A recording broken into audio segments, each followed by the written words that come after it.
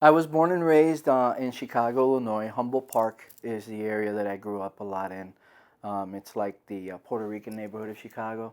Chicago actually has the second largest Puerto Rican population next to New York in the United States. So very big Puerto Rican community. Um, and I actually grew up in a really good family. It wasn't like I saw drugs or anything like that, but I was a real introvert as a little kid, always really shy and always wanting to fit in, but being the outcast and things of that nature. My mom was really strict, so didn't really have a lot of friends or anything like that. And I kind of got introduced to drugs when I was in my freshman year of high school. Went to Lincoln Park High School and started hanging out with the cool kids and basically the peer pressure. I remember them passing around marijuana joints at that time, and I felt like I had to in order to be accepted into the group, and it was an instant addiction for me, you know. That's why I hear a lot today about how marijuana isn't addictive, and I think, well, that wasn't my experience. Yeah, it was for you. Because it gave me the courage that I didn't have naturally. Now, by that time, I was already drinking a lot, too, because I would sneak out, drink with my friends. I was a blackout drinker by the time I was 15 years old. But these substances were giving me the courage to be the cool kid. You know, I would do things that I normally wouldn't do. I would have the courage to talk to girls and ask them to dance or whatever the question may be. So it was kind of like a slow process. And in the beginning, it was all cool because I could afford it. I could kind of control it. There weren't any really big consequences coming my way. But as a result of the life that I lived, I ended up joining gangs at a really young age too. I was 15 years old and I joined one of the big gangs out of Chicago. And with the gangs, I started dealing drugs, you know. Cocaine, heroin, things of that nature. And at first it was like I had no interest in those substances whatsoever. Trying them Yeah, yourself, okay. because I had already seen too many bad things. I mean, I grew up in the hood, so you see all these homeless people and all this stuff. But it was right around the time, too, where by this time I'm 17 years old, and free-base cocaine was making a huge, this is the 80s. Yeah, the 80s. And I tried cocaine for the first time when I was 17. I sniffed it, and I'll never forget, it was the day that the Chicago Bears won the Super Bowl. Okay? Us native Chicagoans hold on to that day very dearly because it was a long time ago. But it gave me a really adverse reaction because the guys that were my friends, I became violent towards them. So after that experience, I said I would never use it again. So I just stayed, I was a big pothead. That was my drug of choice. Pot and alcohol. You know, they went hand in hand. And I was the kind of pothead that I would wake up and before I even got out of bed, I had to light up a joint to feel like I was normal. You know? And it was pretty crazy because I of course did things that I wouldn't normally have done. But that's the way I stayed for a long time, just smoking pot and drinking booze, gang banging and all that crazy stuff. I was going to ask, were the kids, you know, you said that you kind of wanted to fit in with the cool kids. Were the cool kids also in the gang with you? Did they kind of pressure you to join the gangs as well, or was that something different? It wasn't really so much pressure. See, where I grew up in Chicago, gangs were extremely prevalent, okay? And even if you didn't belong to a gang, just the fact that you lived in the area where that gang was from, if you walked out of there and were seen by some rival gang member, they automatically assumed that you were part of the gang. So it was kind of a thing of survival, you know? It was either join and have them have your back or take your chances on your own, right? Yeah. At a young age, I remember thinking, I can't wait until I'm old enough to be a part of the gang. Because again, you grow up and you see these guys got money, they've got the girls, they've got the nice clothes, they've got cars. And so this is what you grow up idolizing in the hood. I want to be like that, and, you know?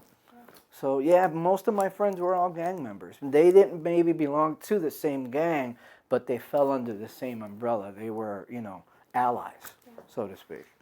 So when did you realize that, your drug use was a problem that you like really couldn't stop?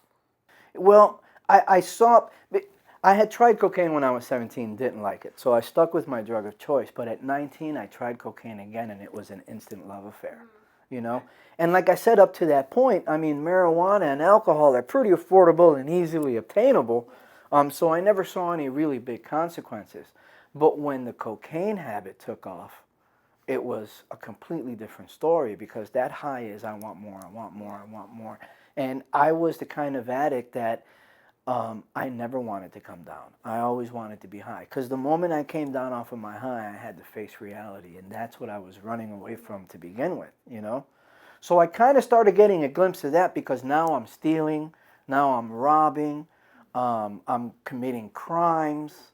I mean, I'll never forget, probably one of the first big crimes I committed was, it was winter in Chicago, and Chicago winters are extremely cold, right?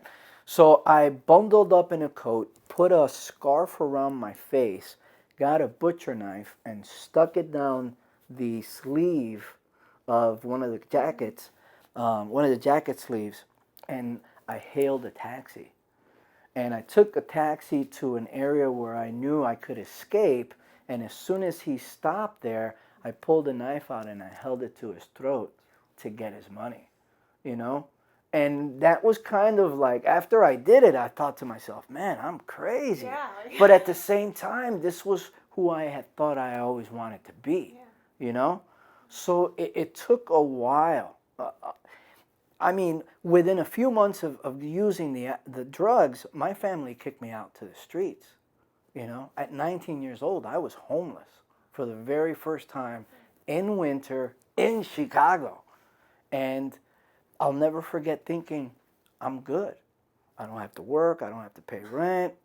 I thought I was free. I thought this was... Yeah, so there weren't any real, like, consequences at that point. At that point. I mean, there were, but I couldn't But you couldn't see what they were. Yeah. So it took a while before the consequences really started hitting me. I was already probably a veteran of 2 rehabs by the time I was 20. And I'll never forget going to Miami, because that's where my father lived. Okay. Because we thought, well, maybe if we send them, my family thought, maybe if we send them to Miami to be with his father, he'll get off of this. And by this time, I'm freebasing cocaine. Okay? At that time, they didn't call it crack because you had to buy the powdered cocaine and cook it yourself. But, I mean, looking back in retrospect now, that was probably one of the worst mistakes we could have made, because Miami was one of the big major drug ports of the United States. So I ended up homeless in Miami, and I ended up like going to 2 more drug rehabs while I was down there, and it was just crazy. I started eating out of garbage cans to survive. I started doing a lot of things that just haunt me to this day. Yeah. So how did you end up in rehab? Was it family members that sent you there, or, you know? The first couple, yeah, family members who were like, oh, you need to go here or you need to go there. The others, I basically did it as a means of survival as well. You know, I was homeless. I didn't have, you know, food to eat or a place to sleep or bathe or anything like that. So whenever I got to the point where I just couldn't hack it, I'd go to rehab for a little while, you know, 3 hots and a cot. You know, if I wasn't arrested and had the 3 hots and a cot that way. We interviewed somebody else that said that he kept going to prison because it's the same thing. It was a break, even when I was going to jail, in and out, because I've been in and out of county jails. Texas, Illinois, Texas, Florida, here in Pennsylvania, Puerto Rico, Mexico. I ended up in Mexico. Yeah, I need to hear that story. Texas, so it's just pretty crazy. I did the geographical change a lot, because I always thought, well, if I go somewhere different where I don't know anybody, I won't use drugs. But every place I went, I would always be able to pick out that guy looks like he knows where I can get some, you know, and lo and behold, I was off to the races in a completely different state. Yeah. So that's how you ended up in Mexico? You just decided to go somewhere different? Well, I ended up in Mexico because I did some of the, like, teen challenge type of religious rehabs, right? So there was one in Chicago called Chicago Victory. And I went in, and I had been in and out of that place so many times, but they never turn you down, you know? And I went in at this point where they were getting ready to go to Dallas, Texas, because they were having a conference. And so I get there, and then they decide to take me to Dallas, Texas for this conference. And while I'm there, we were there for about a week, I asked if I could be on their traveling sales team. Because what they would do to get funds for the church is they would have guys like go out on the corners and sell M&Ms. Okay? And they had teams that would stay local, but they also had teams that would travel to different states, and this is what they would do. So I remember the pastor saying, yeah, I think it would be a good idea. That way you don't go back to Chicago right off the bat. So we end up going from Dallas, Texas, and I get on the traveling team, and we go to El Paso, Texas. So we get there on a Friday. We start selling right away. We make some good money. Everything is good. Get a major sunburn because I'm wearing a muscle shirt, and the sun in El Paso, Texas is ridiculous, right? So I remember the next day we go back. It's a Saturday. We go back to a different corner, and we're selling, but the T-shirt that I'm wearing is because I have blisters now. I had that bad of a sunburn. So I remember I go to the team leader, and I'm like, hey, I need to go to the van, change my shirt because this shirt is really hurting me. And I thought he was going to come with me, but he threw me the keys and said, go ahead, come right back. So my mind is okay at this time. I walk over to the van. I pull my bag out. I switch out my shirts. I put everything back, close up the van. I turn around, and I start walking back to where we're selling the M&Ms. And probably 2 or 3 steps into it, I stop because I get the thought of the money's in the van. That was the wrong thought for me to have, because when I'm in my addiction, I'm an extremely selfish, self-centered. It's all about me and getting high, you know? So I ended up stealing the van, taking off, drove, and I didn't even know where I was driving because I didn't know where I was at. GPS wasn't around at that time. And I park in this apartment complex, and I start searching for the money, and I can't find it. And now I'm panicking because like I took off, and now I can't even. But I ended up finding the money, and it was probably like well over $1,200. And I put everything in my bag. I even steal some of the guys' clothes from their bags, put it in my bag. And I see this guy, ended up being a Mexican guy, getting aluminum cans from one of the dumpsters there. So I ask him, hey, can you take me to where I can get some drugs? And he's like, he answers me in Spanish because he didn't understand English. So I ask him in Spanish, and he tells me, well, I'm from Mexico. I just come over here to, you know, hustle and whatnot and make some money. So I was like, well, can you take me to Mexico? And he was like, sure. So I give him $20, and he takes me over to Mexico, and it's my first experience with even being out of the country, right? And I was introduced to the drug trade in Mexico, and it's completely different. I mean, Mexico, I was in Juarez, Mexico, considered one of the most dangerous places in all of Mexico. And it was a completely different world, but the drugs are cheaper over there.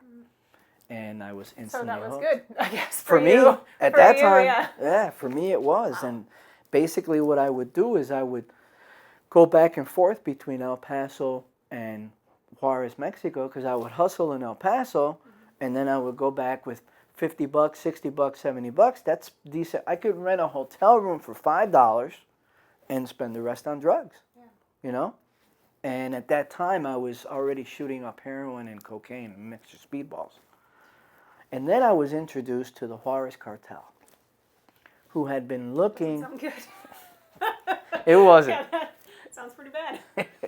Well, they were always looking for American citizens because they needed mules to bring over their drugs. And they paid well. So I ended up getting involved with the Juarez cartel that way until I ended up finally getting caught and doing my first stint in federal prison. Wow.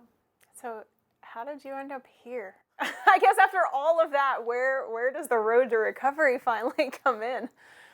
I was released from federal prison finally with no probation or anything after my last stint, which was 8 months, and it was for a violation. I turned myself in, and I was just like, I kept telling the courts, you know, you can't release me to El Paso, Texas. If you do, I'm going to go to El Paso, Texas. I mean, to Juarez, Mexico. You need to send me back to Chicago. And I was being honest with them. The pool was too great for me. I was, you know, unabashedly hooked to these drugs. And the pricing was just ridiculous. I'd come out of prison with $200-300. So it was like, okay. So I finally end up doing 8 months, and they send me back to Chicago. And I used the very first night I'm back in Chicago. And I call a friend of mine, and he was really deeply disappointed in me. But I ended up going into a recovery house and ended up getting almost 2.5 years clean, 2 years, 10 months. Was in a relationship, and the relationship ended real badly. So right around that time, I started doing the online dating thing. And I met a girl from Reading, Pennsylvania, on there. And I was always complaining about how things are expensive in Chicago, and I'm never going to make it here. So she was like, well, come live here with me in Reading. It's a lot cheaper. And You went? I left, you know. Right. I've always been that kind of guy. Well, I got nothing tying me here. You know, my family had already disowned me. They didn't want anything to do with me, and I couldn't blame them. I mean, after I ended up going into a total of rehabs 32 times, you know. And after about the third or the fourth one, they kind of figured out that I was probably a hopeless cause. And I came to believe that as well, you know. I was addicted for 29 years. And on and off, I was homeless for 24 years. If I wasn't in jail, if I wasn't in a rehab, or if I wasn't in a recovery house, I was living in an abandoned house or under a bridge somewhere and eating out of garbage cans to survive, hustling every day, you know. So they had completely, you know, disowned me, so I didn't even have to worry about them. So I ended up in Reading, Pennsylvania, and I became very active within the AA community there. But then I started slowly stepping away from going to meetings. And that should have been a red sign for me, because I know what happens to me. But I got to the point where I thought I was okay. I didn't need the meetings anymore or anything like that. And I started traveling to Puerto Rico for the very first time. I was 41 years old. And going Puerto Rico, Chicago, Pennsylvania. Puerto Rico, Chicago, Pennsylvania. And in one of my stops to Chicago, I ended up using crack cocaine again. And it was off to the races. Ended up finally back in Reading, Pennsylvania, where I again would go to different rehabs, do a little 60 days here, 30 days there, go to a recovery house, end up leaving, ended up at the Y for a little while. And I ended up at the hospital, and this is basically my end story of my active addiction, right? I ended up in the hospital after a 2-day run of heroin, crack cocaine, and alcohol. I was renting a room that I was about to get kicked out of on 7th and Franklin in Reading, PA. And kept using drugs. And so finally I decided I need to get some rest because I haven't slept in 2 days. And when I laid down, every muscle in my body started cramping. And I remember that during those 2 days, there was a fire station near there that I kept passing back and forth. So my first thought was, I need to go and tell the firemen what's happening to me. So I walk over to the fire station and I tell them honestly, hey guys, I've been using drugs for like 2 days straight and this is what I'm going through. And they had me sit down, they called an ambulance. Ambulance takes me to St. Joe's emergency room. Doctors come in and they perform their test or whatever, and the doctor comes in after a little while and he said, Mr. Vega, had you waited 40 more minutes, you would be dead. And I thought, wow. So I was like, well, what are you talking about, Doc? What's going on? Now, this isn't the first time I faced death. I've OD'd in various other places, in Mexico, which is a place you don't want to OD. But, so I'm 43 at this time, though, right? So I'm thinking, what happened, Doc? And he tells me, well, your kidneys have completely shut down. They've totally in failure. So they admitted me into the hospital, and I'm in the hospital for 5 days. And the whole time I'm there, I'm thinking, man, I really got to quit. I'm 43. I'm going to die. I don't want to die. But I was up and down, honestly, because there were points in my life where I tried to commit suicide, and a few times because I just thought I was a hopeless cause, and probably the best thing for the world would be for me not to be in it. So I get released on a Friday, and within 15 minutes of being released, I'm in downtown Reading using drugs again. Okay? So I finished the little bit of money that I had left in my pocket, and I'll never forget, leaning up against the wall on Penn Street, by Penn and 6th, there's a Wells Fargo there. And I'm leaning up against the wall, trying to think up a lick where I could make some more money so that I can get some more drugs. And this may sound freaky, but this was my experience. I'll never forget it because it's like it happened yesterday. I hear a voice that literally tells me, if you don't get help now, you're going to die. And for some reason, at that moment, excuse me, I just knew that I had heard my last warning. You know, all the other times it was like, oh, I'll get back on my feet, I can rebound, I always do, or whatnot. But for some reason at that moment, I just knew that I had heard my last. And I knew that if I didn't act on it, I would probably be dead that night. So I went and got the little stuff that I thought was important to me. And I gathered it all up, and I went to a payphone, and I called 911 and told them that I was going to commit suicide because I knew they would 302 me. So they end up taking me right back to the hospital that I just got released from, and they end up sending me to Horsham Clinic for about 7 or 8 days. And from there, they sent me to Nuestra Clínica, a Spanish rehab in Lancaster, Pennsylvania, and I've been clean and sober ever since. This August, I'll celebrate 7 years. Longest period of clean time in my life. That's amazing. So what do you think it was about this time that made it stick? Just that voice, or just thinking it was the last time? Yeah, it's like I said, I mean, when I heard that voice, there was no doubt in my mind that I had just heard So I knew that there was no bouncing back, there was no rebounds, there was no, I'll get another chance at this. There was that gnawing feeling at the back of my mind that I knew I was going to die, and it scared the crap out of me, to be honest with you. I guess, you know, I had wanted to die so many times, and I always say, you know, facing death for real, at that point, I realized I didn't want to die. I wanted to live. And I always knew that there had to be something better for me. I knew that this wasn't my destiny or what I was called to do on this planet. I just didn't know how to go about getting it done. And my problem was I had been to so many rehabs that I would go to rehabs with a closed mind because I thought, well, they can't teach me anything. I could probably run this place, you know. Yeah. But when I went to rehab this last time, I went with the mentality of I don't know anything. And I need to shut up and I need to listen to what people are telling me. And it's not that they didn't tell me anything I hadn't already heard. It was, I think, that for the first time I really heard what they had to say. Wanted to hear it. Exactly. And I just didn't want to go back. I was terrified, literally terrified that I was going to leave and go use again, you know? And it scared me straight, I guess, you know? Yeah. How did you get involved now helping other people who are going through the same thing? What kind of led you there? Well, after I graduated to rehab, I did, I think, 64 days in the rehab, and I went to their recovery house, and I started working.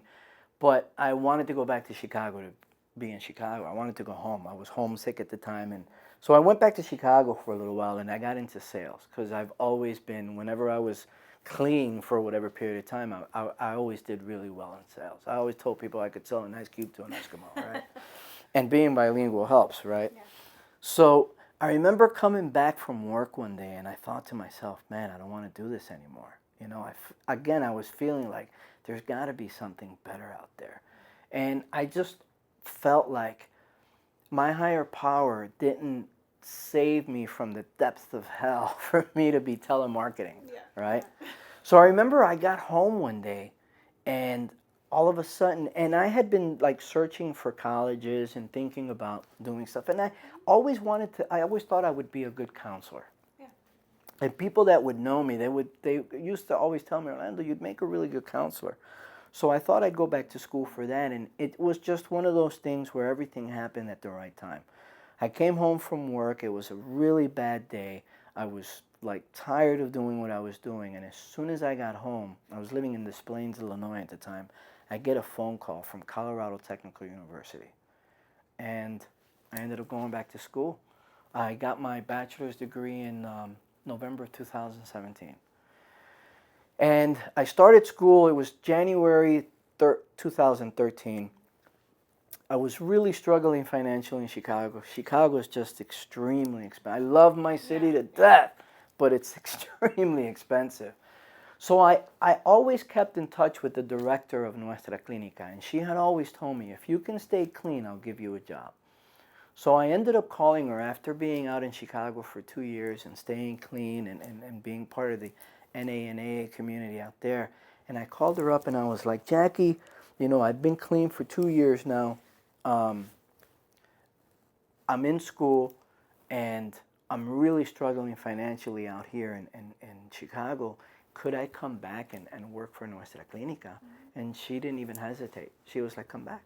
You can stay at the recovery house and we'll see about getting you a job. And within a week of being back, I got my first break working in the drug and alcohol field. And I knew that this is where I belonged.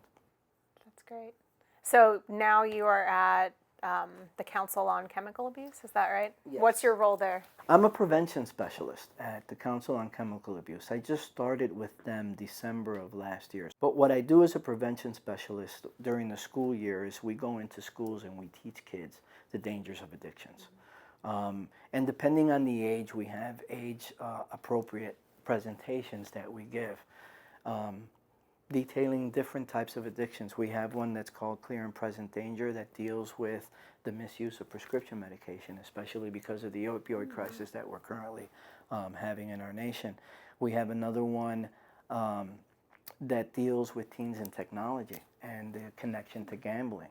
And we deal with that because we see that that is actually becoming a problem. I actually read an article yesterday that they're considering creating a new diagnosis for gaming disorder. So it's really rewarding to be able to go into the schools and talk to these kids. And sometimes I tell them a little bit of my story because I want the kids to know, look, I'm not just teaching you something I read in a book. I'm teaching you, and I do what I do because I lived it personally. Because I remember what it's like to be a little kid in school listening to some 50-year-old man talking and thinking, he doesn't know what he's talking about. And because I didn't, I ended up making the mistakes that I made, you know. So what would you say to someone who is in a similar situation? Do you think there's any way to get through to people who are younger, who are going through what you did? Or do you think you just have to have that moment where, you know, you're rock bottom and you feel like it's the end? You know, the problem with the disease of addiction is, and I tell this a lot to people, is it's probably the most fatal and dangerous disease in the world today. Because if you go to a doctor and the doctor tells you you have a heart disease, you're more than likely going to listen to the doctor and follow his advice, right?